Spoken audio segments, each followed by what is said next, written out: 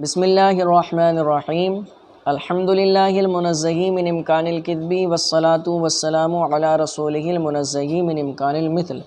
مصنف علیہ رحمہ فرماتے ہیں کہ وہ جو دو یا دو سے زیادہ چیزوں کا احتمال رکھتا ہو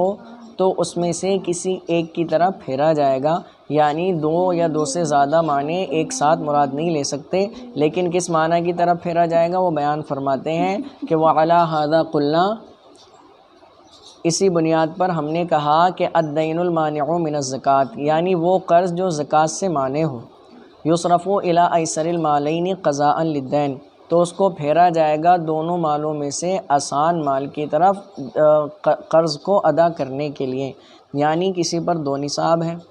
درہم کا بھی نصاب ہے اور جو ہے اس پر غنم کا بھی نصاب ہے، فرماتے ہیں اور اس پر قرض ایسا ہے کہ جو ایک نصاب کو گھیرے ہوئے ہیں، تو فرماتے ہیں جس نصاب کے ذریعے اس کو ادا کرنا، یعنی قرض کو ادا کرنا آسان ہوگا، اس نصاب پر زکوٰۃ واجب نہیں ہوگی، اور جس نصاب کے ذریعے قرض کو ادا کرنا تھوڑا مشکل ہوگا تو اس نصاب پر زکوٰۃ واجب ہو جائے گی۔ مثلا غنم اور درہم، تو درہم کے ذریعے قرض کو ادا کرنا کیا ہے، آسان ہے، تو اس لیے قرض کی ادائیگی درہم کی طرف پھیر دی جائے گی، اور غنم کے ذریعے تھوڑا دشوار ہے، تو فرماتے ہیں اس پر زکوٰۃ واجب ہو جائے گی۔ مثلا کیا ہوا کہ اگر دونوں پر، اس پر درہم کا بھی نصاب ہے اور غنم کا بھی نصاب ہے، دونوں پر سال پورا ہو گیا، اور اس کا ایک نصاب ایسا ہے جو دین جس کو گھیرے ہوئے ہے، تو فرماتے ہیں سال پورا ہونے کے بعد اس کے صرف غنم کے نصاب پر زکوٰۃ واجب ہوگی، درہم کے نصاب پر زکوٰۃ واجب نہیں ہوگی، اس لیے کہ دین یعنی قرض جو ہے وہ زکوٰۃ کو روکنے والا ہے۔ فرماتے ہیں وفرع محمد رحمہ اللہ علی ھذا، امام محمد علیہ رحمہ نے اسی پر تفریع فرمائی، فقالا، تو فرمایا اذا تزوج امرأة علی نصاب، کہ کسی نے عورت سے نکاح کیا، کسی مرد نے عورت سے نکاح کیا کسی نصاب پر، یعنی یہ کہا کہ میں تجھے تیرے مہر میں ایک نصاب دوں گا، یہ کہا کہ تیرا مہر ایک نصاب ہے، فرماتے ہیں وَلَهُ نِصَابٌ مِّنَ الْغَنَمْ وَنِصَابٌ مِّنَ الدَّرَاهِمْ، اور اس کے پاس بکریوں کا بھی نصاب ہے، بکریوں کا نصاب یعنی 40 بکریاں ہیں، وَنِصَابٌ مِّنَ الدَّرَاهِمْ، اور اس کے پاس جو ہے دراہم کا بھی نصاب ہے، یعنی 200 درہم ہے۔ تو فرماتے ہیں اس نے اپنی بیوی سے مطلق رکھا، مبہم رکھا، کیا کہا کہ میں تجھے ایک نصاب مہر میں دیتا ہوں، اب نصاب اس پر 2 ہیں، ایک بکریوں کا ہے اور ایک دراہم کا ہے، تو فرماتے ہیں یصرف الدین الی الدراہم، کہ دین کو پھیرا جائے گا دراہم کی طرف۔ کیوں پھیرا جائے گا؟ جیسا کہ اوپر بتا دیا، اس لیے کہ زکوٰۃ کو یعنی قرض کو ادا کرنا، کیونکہ مہر بھی قرض ہوتا ہے، تو مہر کو ادا کرنا دراہم کے ذریعے آسان ہے،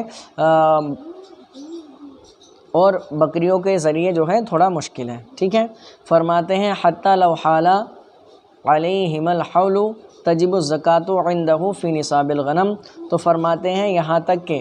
اگر ان دونوں پر یعنی بکریوں کے اور دراہم کے نصاب پر حولان حول ہو جائے تو زکوٰۃ واجب ہوگی، عندہ ان کے نزدیک، یعنی امام محمد علیہ رحمہ کے نزدیک، فی نصاب الغنم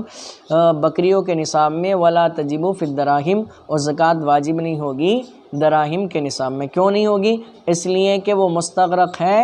دین کے ساتھ، اور وہ نصاب جو دین کے ساتھ مستغرق ہو اس پر زکوٰۃ واجب نہیں ہوتی ہے، تو اس لیے جو ہے اس پر کس پر زکوٰۃ واجب ہوگی؟ بکریوں پر زکوٰۃ واجب ہوگی، دراہم پر زکوٰۃ واجب نہیں ہوگی۔ یاد رکھیں کہ اگر کسی نے اپنی بیوی کا مہر 2 لاکھ باندھ دیا، اب چاہے وہ معجل ہو یا غیر معجل ہو،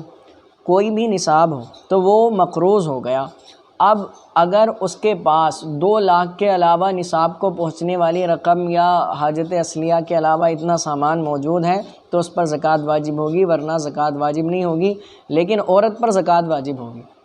عورت فرماتے ہیں وَلَوْ تُرَجَّحُ بَعْضُ وُجُوهِ الْمُشْتَرَكِ، کہ اگر مشترک کی بعض وجوہ کو ترجیح دے دی جائے، بِبَيَانٍ مِّن قِبَلِ الْمُتَكَلِّمِ، متکلم کی جانب سے، بیان سے، جو متکلم کی جانب سے بیان ہوا ہے اس کے ذریعے ترجیح دے دی جائے، تو فرماتے ہیں کان مفسراً، تو وہ مفسر ہو جائے گا، یعنی جب تک لفظ چند معنوں کو شامل ہے، مشترک ہے، تعویل کے ذریعے ترجیح دے دی تو فرماتے ہیں وہ مؤول ہو جائے گا، لیکن اگر کیا کیا؟ تعویل کے ذریعے ترجیح نہیں دی، بلکہ متکلم کہ جس کا وہ کلام ہے اس کے بیان کے ذریعے ترجیح دے دی گئی مشترک کی بعض وجوہ کو، تو فرماتے ہیں وہ مفسر ہو جائے گا۔ اب اس کا حکم کیا ہوگا؟ وَحُکْمُهُ أَنَّهُ يَجِبُ الْعَمَلُ بِهِ يَقِينًا، تو فرماتے ہیں اس کا حکم یہ ہے کہ اس پر بالیقین بغیر کسی احتمال کے عمل کرنا واجب ہوگا۔ کیوں؟ اس لیے کہ اب وہ مفسر ہو گیا، اس میں خطا کا امکان نہیں ہے۔